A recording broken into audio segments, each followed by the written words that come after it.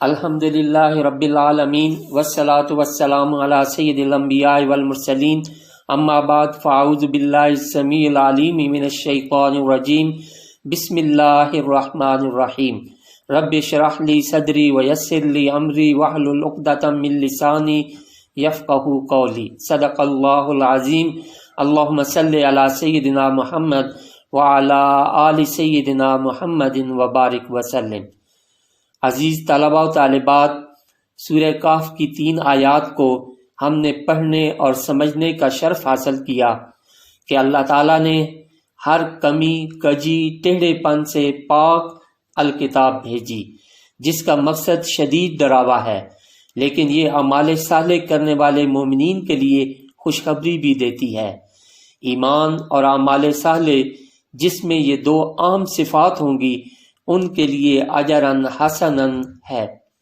پھر ارشاد فرمایا وَيُنذِرَ الَّذِينَ قَالُوا اتَّخَذَ اللَّهُ وَلَدًا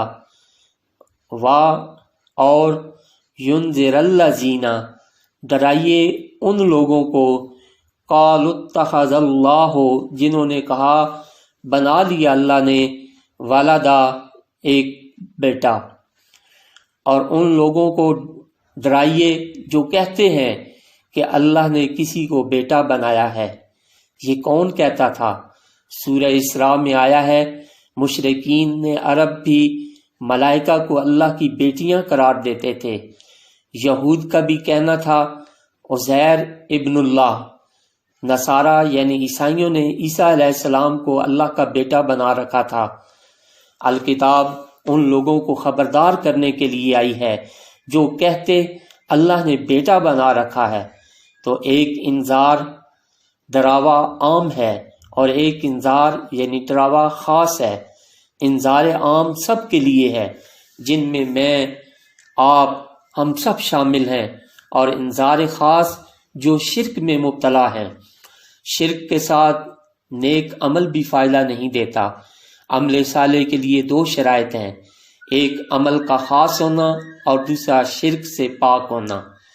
جس نے عیسیٰ علیہ السلام کو اللہ کا بیٹا بنا دیا تو جتنے دوسرے اچھے کام کرتا رہا وہ اسے فائدہ نہیں دیں گے، اس لیے فرمایا وَيُنذِرَ الَّذِينَ۔ آیت میں غور فرمائیے، یہ جو کہا گیا تھا کہ اللہ کی طرف سے مسلط کی گئی ایک شدید جنگ، باسن شدیدہ، چھوٹی موٹی جنگ نہیں ہوگی، باسن شدیدہ جو بہت بڑی خوفناک جنگ ہوگی، تو سخت تکلیف پہنچانے والی جنگ تکوینی ہوگی، اللہ تعالیٰ کے نظام کے تحت مسلط کی جائے گی۔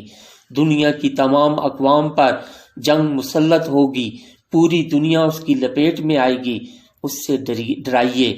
ایسی جنگ جس کو حدیث میں ملحمۃ الکبریٰ کا نام دیا گیا ہے، انسانی تاریخ کی سب سے بھیانک جنگ، یہ اللہ کی طرف سے طے کردہ تکوینی منصوبہ ہے۔ تو فرمایا یہ الکتاب اور محمد الرسول اللہ صلی اللہ علیہ وسلم اس عذاب اور شدید جنگ سے ایسے لوگوں کو خبردار کر رہے ہیں جو کہتے ہیں کہ اللہ نے اپنا بیٹا بنا لیا ہے۔ آپ غور کریں کہ سورہ کہف میں فتنہ دجال سے بچنے کی خاص تاثیر پائی جاتی ہے، اور اس میں جتنے واقعات بیان ہوئے ہیں وہ سب ماضی کے ہیں، لیکن ان واقعات میں جو حکمت عملی دی گئی ہے وہ آج کے دور کے متعلق ہے، اور یہ اس مالک کائنات کے کلام کا اعجاز ہے۔ اس سورت کے ذریعے سے خاص طور پر ان لوگوں کو ڈراوا اور وارننگ دینی ہے وَيُنذِرَ الَّذِينَ جو یہ کہتے ہیں قَالُوا اتَّخَذَ اللَّهُ وَلَدًا کہ اللہ کا بیٹا ہے، اللہ کا ولد ہے۔ ولد ولادت سے نکلا ہے، مرد و عورت کے ملاپ سے جو بیٹا پیدا ہو اسے ولد کہتے ہیں۔ ہمارے معاشرے میں عام ہے کہ پیار اور شفقت سے استاد یا بڑے بزرگ دوسرے کے بچوں کو بھی بیٹا کہتے ہیں، عربی میں ابن کہتے ہیں، لیکن جب خاص لفظ ولد بولا جاتا ہے تو اس سے مراد حقیقی بیٹا لیا جاتا ہے۔ اس لیے یہاں اس گمراہی میں ملوث قوم کا ذکر کیا جا رہا ہے جو عیسیٰ علیہ السلام کو اللہ کا ولد کہتی ہے، معاذ اللہ، کسی کو خدا کا صلبی بیٹا مانا جائے تو مراد خدا کی اولاد بھی خدا ہی ہوگی۔ یہ ہو نہیں سکتا کہ خدا کا بیٹا کہہ کر بھی کہیں کہ ہم شرک نہیں کرتے، ہم توحید پر ہیں، ایمان والے لوگ ہیں۔ اور یہ اتنی خطرناک بات ہے کہ زبان لڑکھڑاتی ہے اس کی تفصیل بیان کرتے ہوئے۔ اللہ تعالیٰ نے بڑی شدت کے ساتھ اس عقیدے کی نفی فرما کر سخت ناراضگی کا اظہار کیا ہے۔ اس سے وہ خدا پر بہت بڑا الزام لگا رہے ہیں، ہر عیب سے پاک یکتا ذات کو کسی کے ساتھ منسوب کر رہے ہیں کہ جس سے پھر اس کی اولاد پیدا ہوئی۔ غور کریں حضرت عیسیٰ علیہ السلام کے بارے میں جو یہ عقیدہ رکھتے ہیں کہ وہ خدا کے بیٹے تھے، تو وہ کیا کہنا چاہتے ہیں کہ معاذ اللہ خدا کی کوئی بیوی بھی ہے؟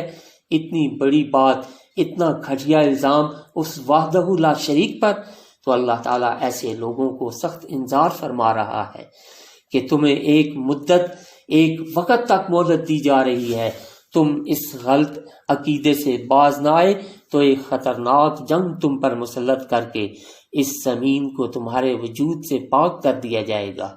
عزیز طلباء و طالبات، موجودہ مسیحیت کیسے شروع ہوئی، اس کی تفصیل کو بھی تھوڑا سا جان لیتے ہیں۔ دراصل دجالیت کی جڑ موجودہ مسیحیت ہے، جو حقیقت میں پال ازم ہے۔ دراصل ہمارا مطالعہ بہت محدود ہوتا ہے اور سنجیدہ مطالعے سے تو ہم بہت گھبراتے ہیں، جس کی وجہ سے گہری فہم اور سمجھ سے محروم ہو جاتے ہیں۔ اس لیے میں آپ کو ضرور عرض کروں گا کہ یورپ کی تاریخ، بالخصوص چرچ کی تاریخ کا بھی ضرور مطالعہ کریں، اور موجودہ عیسائیت کی تاریخ کے مطالعہ سے آپ کو یہ بات اچھی طرح واضح ہو جائے گی کہ موجودہ عیسائیت کا حضرت عیسیٰ علیہ السلام کے لائے ہوئے دین سے کوئی تعلق نہیں ہے۔ آج کی عیسائیت پال ازم ہے، سینٹ پال کی تعلیمات ہیں۔ یہ بات میں نے پہلے اسباق میں بھی عرض کی کہ قرآن کریم واحد کتاب ہے، اور نبی رحمت صلی اللہ علیہ وسلم واحد نبی ہیں جو قیامت تک تمام انسانیت کے لیے بھیجے گئے، صرف مسلمانوں کے لیے نہیں بلکہ تمام انسانیت کے لیے۔ اس کے علاوہ جو انبیاء اور کتب بھی بھیجی گئیں وہ اپنے مخصوص علاقے اور لوگوں کے لیے تھیں۔ انجیل میں بھی سیدنا حضرت عیسیٰ علیہ السلام کا قول درج ہے کہ میں بنی اسرائیل کی کھوئی ہوئی بھیڑوں کے لیے بھیجا گیا ہوں۔ تو پھر عیسائیت پوری دنیا میں کیسے اور کیوں پھیلائی گئی؟ بات یہ ہے کہ جب عیسیٰ علیہ السلام کا دین رہا ہی نہیں اور اس کو سینٹ پال نے یرغمال بنا لیا، تو سینٹ پال کی ہی تعلیمات اب ہر جگہ موجود ہیں۔ یہ شخص ایشیائے کوچک کا رہنے والا تھا، وہاں سے یہ ایک منصوبہ لے کے فلسطین پہنچا اور یہودیت قبول کی، اور جلد ہی اپنی حاضر دماغی، فصیح اللسانی اور چرب زبانی سے یہودی علماء کا محبوب اور چہیتا شاگرد بن گیا۔ یہ وہ دور تھا جب یہودی حضرت عیسیٰ علیہ السلام کے سچے مخلص پیروکاروں پر انتہائی ظلم کر رہے تھے۔ آج کل کے دور میں تو آپ کو یہود و نصارہ ایک ہی پلیٹ فارم پر یکجا اور یکجان نظر آتے ہیں، لیکن ان کی آپس میں سخت دشمنی تھی، کیونکہ یہود نے عیسیٰ علیہ السلام کو سولی پر چڑھاوایا تھا۔ کیونکہ یہ میرا موضوع نہیں، اس لیے اس کی تفصیل میں آپ پر چھوڑتا ہوں کہ کچھ محنت اور مطالعہ سے یہ جاننے کی کوشش کیجیے۔ تو سینٹ پال نے یہودیوں کا اعتماد بھی حاصل کر لیا اور ان سے تصدیقی خطوط بھی لے لیے، اور انہی کا نمائندہ بن کر دمشق کی طرف عیسائیوں پر ظلم و ستم ڈھانے کے لیے نکلا۔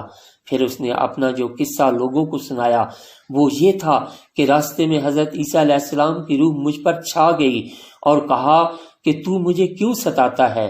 تو اب یہ دشمنی چھوڑ اور شہر جا، تجھے میری طرف سے رہنمائی ملتی رہے گی۔ تو وہ کہتا ہے کہ میرے اندر انقلاب آ گیا اور میں عیسائیت کا سب سے بڑا نمائندہ بن گیا۔ یوں اس نے عیسائیت کا لبادہ اوڑھ کر اندر سے جڑیں کاٹ دیں۔ اور یہ تو ایک مسلمہ اصول ہے کہ جسے طاقت اور زور زبردستی سے نہ گرایا جا سکے، اسے آستین کا سانپ بن کر ہی ہلاک کیا جا سکتا ہے۔ اسی اصول کو لے کر پال عیسیٰ علیہ السلام کے حواریوں میں گھس گیا اور اتنی محبت و عقیدت اور بشارتیں اور روحانی انکشافات ان پر ظاہر کیے کہ وہ اسے پکا، سچا اور کھرا عیسائی سمجھتے ہوئے اس کو فالو کرنے لگے۔ پھر ان کے دینی اور مذہبی جذبات کو اپنے موافق بنانے میں اسے کچھ دیر نہ لگی۔ اس طرح سینٹ پال نے شاندار عیسائی مبلغ بن کر اپنی فکری صلاحیتوں اور فصاحت و بلاغت کے اثرات سے لوگوں کو اپنے ارد گرد جمع کر لیا، اور آہستہ آہستہ اس نے عیسائیت کا ایک نیا ورژن، نیا نظام تیار کر کے اس غلط عقیدے کا زہر حضرت عیسیٰ علیہ السلام کے مخلص اور سچے پیروکاروں کے اندر آہستہ آہستہ انڈیلنا شروع کر دیا۔ اس سے پہلے کوئی عیسائی حضرت عیسیٰ علیہ السلام کو اللہ کا بیٹا نہیں کہتا تھا۔ اس نے عقیدہ تثلیث گھڑا۔ عقیدہ تثلیث یہ تھا کہ خدا، عیسیٰ اور روح القدس، ایک خدا میں تین خدا اور تین خداؤں میں ایک خدا۔ عقیدہ تثلیث ایسا معمہ ہے کہ عیسائیوں کو خود بھی سمجھ نہیں آتی۔ اس دور میں رومن امپائر بت پرستی میں مبتلا تھی۔ حکومت نے عیسائیوں کے عقیدے کی سخت مخالفت کی، لیکن پھر ایک عجیب و غریب واقعہ ہوا، یا آزمائش کہہ لیں، کہ اسی سلطنت کے بادشاہ قسطنطین نے بھی عیسائیت قبول کر لی، اور سینٹ پال کو حکومت کی طرف سے زبردست طاقت مل گئی۔ بگڑی ہوئی عیسائیت کو پروان چڑھانے میں اس نے ایڑی چوٹی کا زور لگا دیا۔ اوپر سے اللہ کے حکم کے مطابق بادشاہ بیمار ہوا تو انہی بگڑے ہوئے عیسائیوں کے عمل سے اسے شفا مل گئی۔ اس کے بعد تو اس مذہب کو انتہائی عروج ملا۔ اگر آپ ہسٹری آف یورپ کتاب پڑھیں تو تمام تفاصیل مل جائیں گی۔ بادشاہ نے حکم دیا رومن چرچ ہوگا، اس کا پادری پوپ ہوگا جو دنیا کے تمام پادریوں کا سردار ہوگا۔ اس طرح اس بگڑی عیسائیت کو اختیارات بھی مل گئے، جو 7ویں پوپ تک اس درجے پر پہنچے کہ پوپ نے اعلان کیا کہ دنیا میں اس کا ہم مثل کوئی نہیں، اس کو کوئی روک ٹوک نہیں سکتا، وہ براہ راست خدا سے رہنمائی لیتا ہے، خدا کی طاقت اس کے پاس ہے، اس لیے وہ بادشاہوں کا سلطان ہے، وہ غلطیوں سے پاک ہے، بادشاہ کو بھی معزول کر سکتا ہے، جس کو چاہے رکھے، جس کو چاہے برباد کرے، اس پر کوئی انگلی نہیں اٹھا سکتا، وہ سب کی اصلاح کر سکتا ہے، اس کا کوئی احتساب نہیں کر سکتا۔ اور اس طرح آہستہ آہستہ یورپ کے حکمران پوپ کے فولادی شکنجوں میں بری طرح جکڑ گئے۔ اس کا ہر حکم ماننے کے علاوہ ان کے پاس کوئی چارہ نہ تھا۔ پھر گناہ اعتراف کا ایک نیا سسٹم نکال کر ہر انسان کو غلام بنانے کی تدبیر کی گئی۔ ہر میل کے فاصلے پر چرچ تھا، اور اس میں پوپ کے نمائندے تنہائی میں گناہگاروں سے ان کے گناہ سنتے اور مغفرت کے لیے مقررہ مال ادا کرنے کو کہتے، اور پھر مغفرت نامہ بنا کر دیتے کہ جس میں لکھا ہوتا کہ مسیح علیہ السلام صلیب پر چڑھا اور تکلیفیں برداشت کی، اسے حق حاصل ہو گیا کہ تمہارے گناہ معاف کروا دے۔ اس طرح مال بھی بناتے اور لوگوں کے رازوں سے واقف ہو کر ان کی عزت و آبرو کو بھی اپنے ہاتھ میں رکھتے۔ پادری اور نن شادی نہیں کرتے تھے کہ شیطانی اثرات آ جاتے ہیں، اور چرچ کی خدمت کے لیے خود کو وقف کر دیتے، لیکن یہ سب دکھاوے کی باتیں تھیں، اور چرچ کے اندر کا جو ماحول انہوں نے آلودہ کیا ہوا تھا وہ خدا کی پناہ۔ انہی کے بارے میں قرآن نے فرمایا وَكَثِيرٌ مِّنْهُمْ فَاسِقُونَ۔ مزید تفصیل آپ مطالعہ سے حاصل کر سکتے ہیں، لیکن ان حالات میں آپ سمجھ سکتے ہیں کہ مذہب سے عوام کو کتنی نفرت ہو گئی ہوگی، کیونکہ عام انسان کو تو شعور ہی نہیں ہوتا کہ مذہب خراب ہے یا مذہب کا لبادہ اوڑھنے والے خراب ہیں۔ وہ تو یکلخت مذہب پر ہی قلم پھیر دیتے ہیں۔ ایسے گروہ نے جن کا ٹارگٹ مال ہوتا ہے، ہر مذہب کے ماننے والوں کو نقصان پہنچایا۔ اب میں طوالت میں مزید نہیں جاتا، ورنہ سورہ کہف کا مکمل کرنا مشکل ہو جائے گا، لیکن قرآن مجید کو تفصیل اور گہرائی میں سمجھنے کے لیے آپ ضرور محنت کریں اور اس کو سیکھنے کے مواقع تلاش کریں۔ اور بطور امت مسلمہ ہماری ذمہ داری یہ بھی ہے کہ ہم عیسائی بھائیوں تک یہ پیغام پہنچائیں کہ وہ بھی یہ سوچیں کہ انجیل میں اتنی تحریف اور تبدیلی ہو چکی ہے، لیکن اس کے باوجود اللہ کی قدرت، اتنے بگاڑ کے باوجود اس میں ایک جملہ بھی نہیں لکھا ہوا کہ جہاں عیسیٰ علیہ السلام نے خدائی کا یا اپنی عبادت کرنے کا دعویٰ کیا ہو۔ الحمدللہ مسلمانوں کی ایسی تربیت ہوئی ہے کہ کوئی بگڑے سے بگڑا مسلمان بھی یہ نہیں کہہ سکتا کہ فلاں بزرگ اللہ کا بیٹا ہے، حتیٰ کہ نبی رحمت، نبی کریم حضرت محمد مصطفیٰ صلی اللہ علیہ وآلہ وسلم، جن کی محبت مسلمانوں کے رگو پہ میں رچی بسی ہوئی ہے، ان کے بارے میں بھی کسی نے کبھی یہ کہنے کی جرت نہیں کی۔ اللہ تعالیٰ شرک کو سخت ناپسند کرتا ہے، اور اس کے ساتھ ہر اس چیز کو بھی جو شرک کا شبہ بھی ڈالے، جیسے سورج کے پجاری سورج نکل رہا ہو، ڈھل رہا ہو، ڈوب رہا ہو، سورج کی پوجا کرتے تو مشابہت یا شک میں پڑنے کی وجہ سے ان 3 اوقات میں نماز جیسی عبادت کو سے بھی منع کر دیا، نماز جنازہ میں رکوع و سجود سے منع فرما دیا، تاکہ کسی نان مسلم یا کم فہم کو یہ شک بھی نہ ہو کہ میت کی عبادت ہو رہی ہے۔